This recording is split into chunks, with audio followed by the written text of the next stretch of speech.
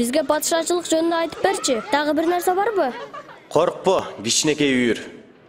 Атаңар падышачылыгын силерге мурас кылууну ылайык көрдү. Колуңарда барды сатып, жардыларга таратып бергиле. Кемибиз кенчти асманда жыйнагыла. Ал жака уур да кирбейт, күбө да жебейт. Байлыгыңар кайсы жерде болсо, жүрөгүңөр ошол жерде болот.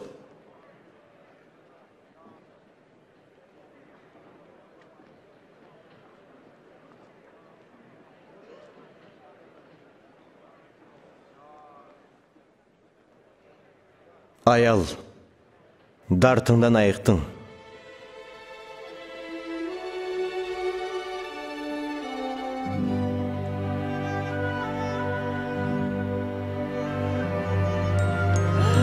Карасаңар, керемет, ал бүкүрү болчу, түзөлүп калды.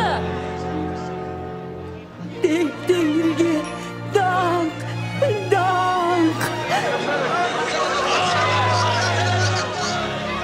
18 жыл.